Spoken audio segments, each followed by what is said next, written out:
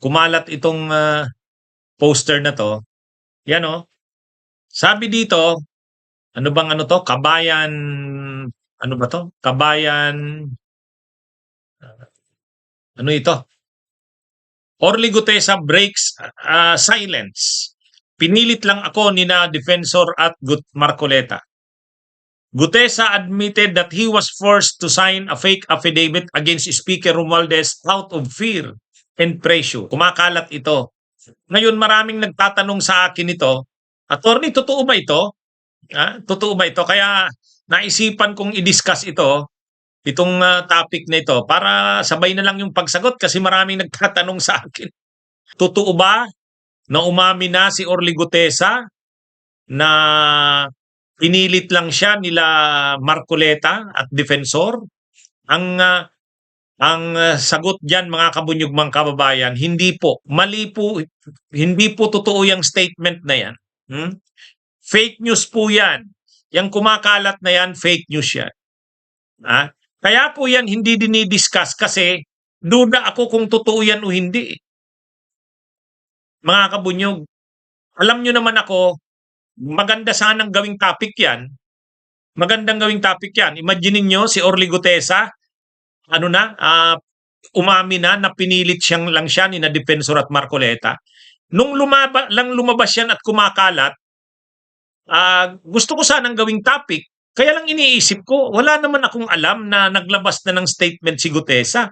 Saka kung si Gutesa ay maglalabas ng ganyang statement, lalabas na yan sa mainstream media. Ay wala naman akong nakikita. Sa mainstream media wala. So ibig sabihin, duda pa ako, sabi ko, malamang fake news ito. Ayaw kong mag-discuss ng ganyang topic. Kaya yun mga kabunyog, mga kababayan, hindi ko po dinidiscuss yan kahit nung isang araw pa kumakalat yan. Kasi duda ako na hindi totoo yan. Ayaw ko naman ng ganon. Ayaw ko naman ng ganon kumbaga, sisiraan ko si Marcoleta, sisiraan ko si Defensor, dahil para lang masira sila Marcoleta, ganyan ang gagamitin ko. Fake news na yan. Linalabanan natin ang fake news, linalabanan natin ang disinformation, kahit pa parang magandang i-discuss ito okay ito Pero kung fake news yan, huwag nating i-discuss. Kaya lang ngayon, medyo kumpirmado na fake news, so i-discuss ko. Saka maraming nagtatanong sa akin. Maraming nagtatanong, kaya naisipan kong i-discuss. So mga kabunyog, linilinaw ko, hindi po totoo yan. Bakit nga, nung isang araw pa yan kumakalat pero hindi ko siya ginagawang topic? Bakit? Dahil hindi ko nga kumpirmado. Duda ako, sabi ko, wala pa namang balita na si Gutesa ay umami na. Wala pa akong alam na balitang ganun. Kaya mga kabunyog, mga kababayan, ngayon, si Marcoleta, nag-release ng nag-release ng video. Doon sa programa nila sa Net25, binatikos niya ito. Binatikos niya ito. Sabi niya, ang mga kalaban niya raw naglalabas ng mga fake news na ganito. Ito. Ipi-play ko ito para naman maging fair tayo. Kasi maraming nagsasabi diyan, bias daw ako. Sige, i-play natin yung mga sinabi ni Marcoleta tungkol diyan. Ito mga kabunyog. Kahapon din, ito yung pinakahuling ginagawa nila para i-discredit nila si Gutesa. Okay. Meron po sa isang page na kung tawagin ay Kabayan Patrol. Circulate dito across sa social media. Kaya nakalagay na post na kung pwede na si-direct. Ayan. Ayan, sinasabi niya, Orly Gutesa breaks silence. Pinilit lang ako nila Defensor at Marcoleta. Isipin mo yan. Gutesa admitted that he was forced to sign a fake affidavit against Speaker Romualdez out of fear and pressure. Ito, nakuha na namin kung sino yung gumawa nito Yung page mo mismo. Yung page na ito, ang ginagamit dyan ay mga troll farms Makikita mo na troll farms kasi pinakita nila rito ang mga accounts ay Vietnamese Ganun po? Vietnamese accounts, karamihan So kung halimbawa sa 1,500 Vietnamese at yung iba pa Arabic accounts, maraming nagsusuporta sa pro-comment. Oo. Ngayon, ibalik na natin doon para makita natin Kung makikita mo doon, sa bandang ibaba, right side, Opo. nakalagay, Kabayan Patrol. Kabayan Patrol, yes po. So parang ginamit pa yung logo nung Station, opo. isang TV station. Para magmukhang totoo. So nakikita nyo ngayon kung ano ang kanilang pakay. Opo. Kaya gumagawa ng isang bagay na hindi totoo. Pinilit namin ni Mike Defensor si Gutesa para gumawa ng isang salaysay. Yan mo lumilitaw dyan. So, isang bagay na kabaligtaran. Ngayon, ano pakay ng mga... Hindi na ito din, ha? Opo. Kasi, kung punta tayo sa pangalawang slide dyan. Yan. Ayan. May requirements ang Meta kasi dyan, yung Facebook, na bago ka makapag-publish ng ads, kailangan meron kang makikita meron silang mobile number, no? Yes po. Oo. Parang sa bayan. Pinacheck ko yung mobile number. Ito ay nakarehistro sa isang tao na nagngangalang Luis Orbon. Ayan, Luis Orbon. oo. Okay. So, isa sa pangalawang requirements ng Meta, kailangan meron kang email. So, makikita mo dyan ang email nila. Ayan, no? Hello at cbgminds.com. Ano kasi, yan ang ginagamit nila ay CDG. Yung advertiser is CDG Media Minds. Yes. Ay makikita mo, no? So, yung phone number naka-registro kay Luis Orbon. Ayan ang email nila. At ang website nila, nandiyan din dyan, mababasa mo, cdgmediaminds.com. Opo. Ang address nila ay Pasig City, NCR. Yes po. Oo. So, kung nakikinig si Luis Orbon din, Tutupong tao niya. nagtatago bilang CDG Media Minds sa anino ni Luis Orbon. Oo. Huwag ka na magtago sapagkat alam mo, kilala kita. Ano ba? Kilala niyo ba? Masyado namang babaw ang pagtatago kasi nila. Alam ba nila? Alam mo, Luis Orbon, siguro maaring na-underestimate mo na hindi ko kayang suriin kung nasaan ka o sino ka. Makukuha kita magitay ka lang. Kasi akala hindi marunong sa computer sir, tsaka hindi marunong sa social media, no? Hindi nga ako marunong, pero may pamamaraan naman. Ayan, tama po May kayo. pamamaraan tayo dyan, di ba? Ngayon, puntahan natin yung ibang slide natin. Yan. Ayan itong CDG Media Minds ay naghahandle ng 4 na pages sa Facebook yan. Bukod doon meron pa sa iba. Sila ang sabay-sabay na nag-launch ng fake news campaign Opo. at binuboost nila, binabayaran nila laban kay Orly Gutesa. Ayan, makikita nyo isa-isa yan, ano? Yung number 1, ito yung Kabayan Patrol. Ayan, nakikita mo. Ang pangalawa, dapat alam mo, sabi niya. Ayan, makikita nyo yung... Mga kabayan. Ang malinaw dito, ito. Pinakita ko na fake news ito. Pero anong nakikita natin dito?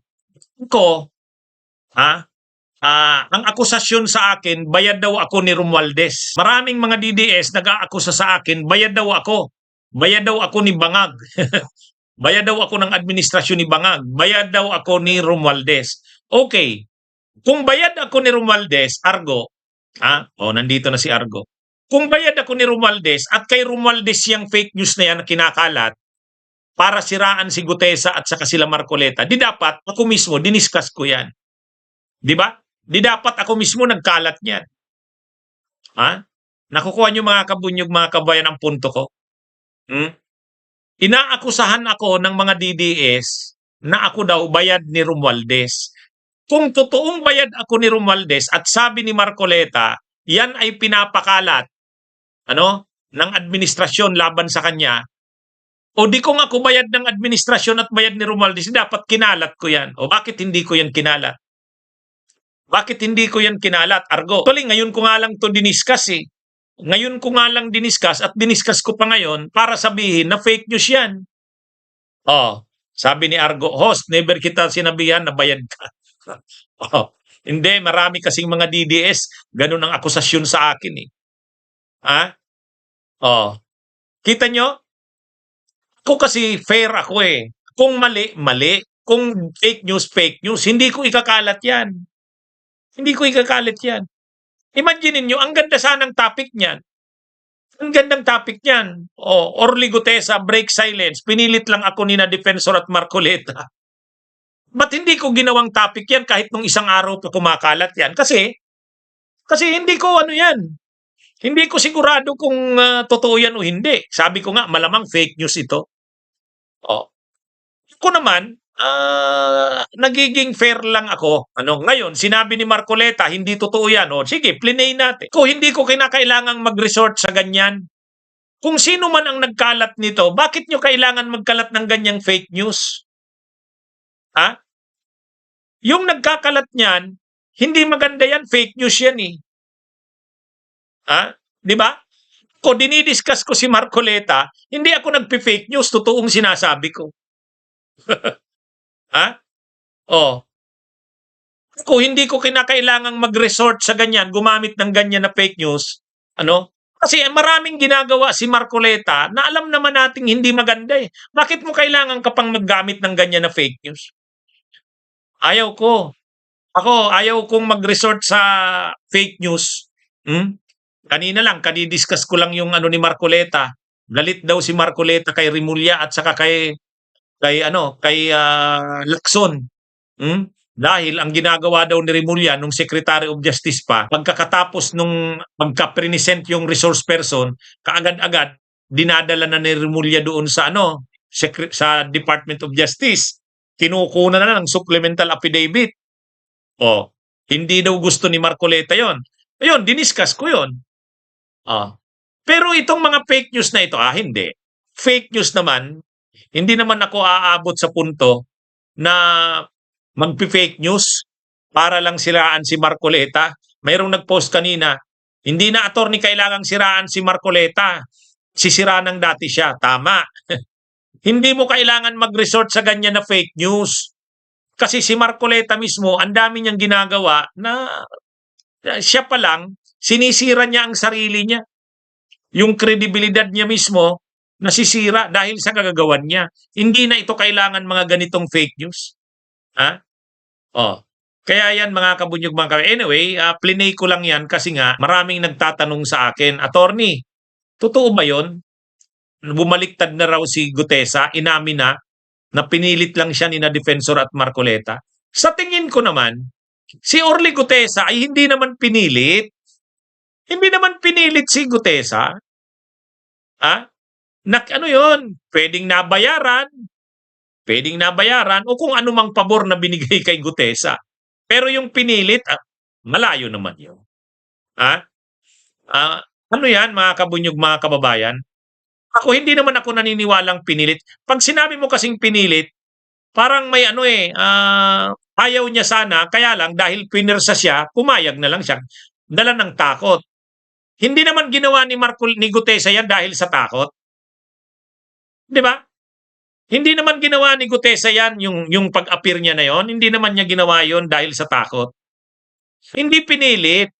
Kaya lang, yung mga sasabihin ni Gutesa, ay kinotes na yon malamang nila Marcoleta at sa kanila Defensor. Kinotes na yon. Tinuruan na yon kung anong sasabihin. Ano na yon? May na yon. Kinotes na yon. Pero hindi tinakot. Pag sinabi mo kasing tinakot, kaya niya ginawa yon dahil tinakot siya. Wala naman. Sa tingin ko naman, hindi naman yan tinakot. Pero ay siguro nabayaran yan, malamang nabayaran. Tapos tinuruan na kung anong sasabihin. bayad na bayad na testigo. Pero pwede ring totoo naman na naging siyang security ni Saldico, pwede naman 'yon. Pwede 'yon, Pero hindi totoo yan na pinilit or tinakot. May ibang yan, pwedeng binayaran, Kaya yan mga kabunyog mga kababayan. Anyway, at least nasagot ko na yung mga nagtatanong sa akin. Attorney, ano ba tong balita na si Gutesa daw umamin na? O at least ngayon sinagot na natin. Hindi naman na kumpirmado yan. Malamang totoo naman yung sinabi ni Marcoleta kanina na ito. Fake news itong na to. Ang tataka lang ako, bakit umaabot sa punto na gumamit ng fake news? Wag na. I-discuss lang natin. I-discuss lang natin kung anong pinagagawa ni Marcoleta sa ni Gutesa. Hindi na kailangang mag-fake news. Sabihin lang natin yung totoo. Di ba? Ewan ko, bakit kailangan mag-fake news na ganyan? Bunyog, bunyog, halikan na kasama ka. Bunyog, kapag buklod ay may pag-asa. Luzon, Visayas, Mindanao, isa ang pananaw. Sa bagong Pilipinas ang bunyog isisigaw. Bunyog, bunyog.